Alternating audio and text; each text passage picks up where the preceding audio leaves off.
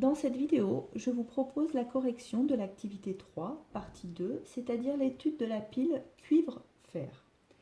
On prend donc à la question 2, d'après le document 2 qui est ici, montrer que cet ensemble, donc l'ensemble qui vous était proposé dans l'énoncé, qui est ici, constitue une pile. En déduire les bornes plus et moins de la pile ainsi constituée. Donc on prend le texte ensemble. Le boîtier d'une pile abrite une réaction chimique entre deux substances se trouvant dans deux compartiments séparés.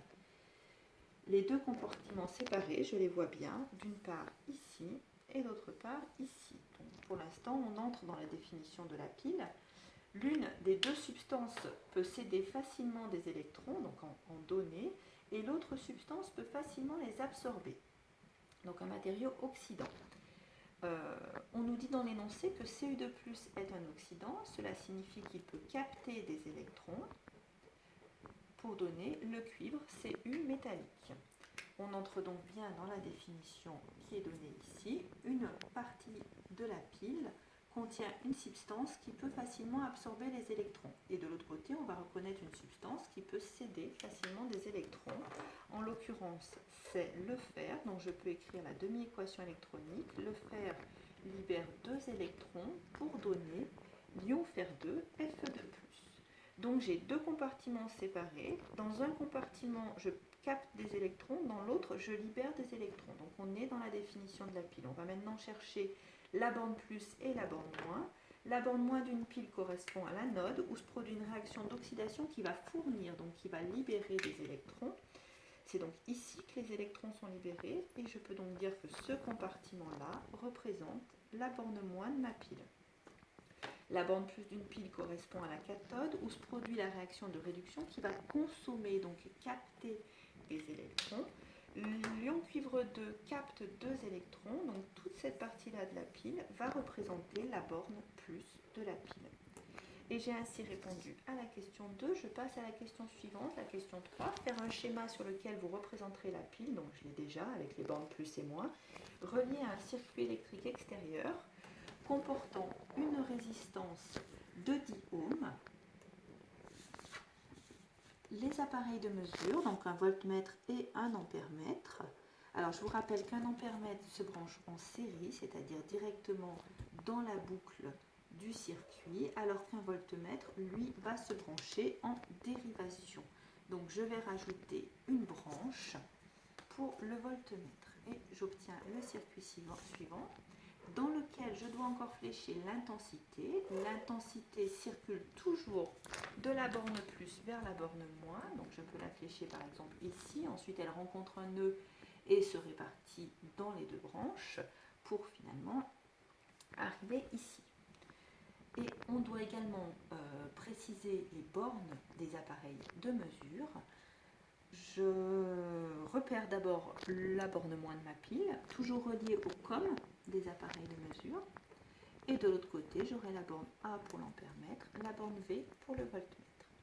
J'ai donc répondu à la question 3. Je passe à la question 4. Quels sont les porteurs de charge en mouvement dans les solutions?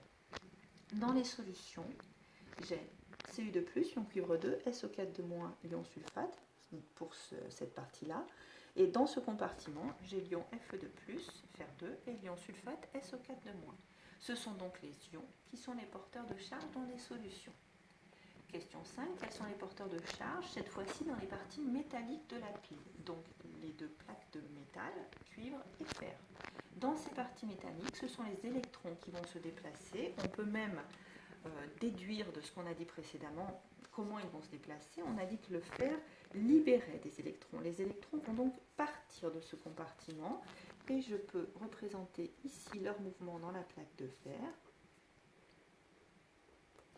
De l'autre côté, dans cette plaque, les électrons sont captés par l'ion Cu2+. Je peux donc représenter leur mouvement dans la plaque de cuivre, comme ceci. J'ai donc répondu à la question 5. Et maintenant, on va s'intéresser à la partie borne plus de la pile, donc cette partie-là. On nous demande de repérer toutes les espèces chimiques qui sont contenues dans le bécher. J'ai d'une part la plaque de cuivre, donc du cuivre métallique, Cu, et les ions Cu2+, et SO4 de moins. Parmi ces trois espèces, une seule est capable de capter les électrons, l'a dit précédemment, c'est Cu2+. On nous demande d'écrire l'équation associée, c'est déjà fait ici. On fait la même chose, question 7, côté compartiment borne moins de la pile. Les espèces chimiques, le fer métallique, la plaque de fer, les ions Fe de plus, les ions sulfate SO4 de moins. Parmi ces trois espèces, une seule est capable de libérer des électrons, c'est le fer métallique. Et on a donc l'équation associée qui est écrite ici. On nous demande à quel type de réaction on peut associer ces deux réactions se produisant à chaque borne de la pile. À la borne plus, on a une réduction, puisqu'on transforme un oxydant Cu2+, en réducteur Cu, donc c'est une réduction. Et de l'autre côté, à la borne plus, on a une oxydation. Pourquoi est-ce qu'on a une oxydation? Parce qu'on transforme un réducteur, le fer, en oxydant l'ion Fe2+, l'ion fer 2. J'ai donc répondu à la question 8 et on nous demande question 9, l'équation bilan du fonctionnement de la pile. Pour trouver l'équation bilan, on doit additionner les deux demi-équations électroniques qui se produisent dans l'un et l'autre des compartiments de la pile. Je réécris donc les deux demi-équations électroniques. Je vérifie que le nombre d'électrons libérés est égal au nombre d'électrons captés. C'est le cas, 2 électrons libérés, 2 électrons captés, donc je n'ai pas à poser de coefficient multiplicatif, je peux additionner directement et j'obtiens l'équation bilan de la réaction au sein de la pile qui est ici. J'ai mis une flèche, puisque maintenant qu'on a l'équation bilan, on a un sens, et c'est très important pour répondre à la question suivante, question 10, pourquoi une pile s'use-t-elle? Cette réaction se produit dans ce sens, réactif à gauche de la flèche, produit à droite. Les réactifs sont consommés. Lorsqu'ils sont totalement consommés, la réaction chimique s'arrête. C'est pour ça qu'une pile s'use. Dernière question, quelle est l'utilité du pont salin qui se trouve ici? Dans l'énoncé de l'activité, on vous informe que le pont salin contient une solution de chlorure de potassium, soit les ions K+, potassium, et Cl-, chlorure. Qu'est-ce qui se passe du côté compartiment plus de la pile? Des ions Cu2+ sont consommés, donc des charges plus sont consommées.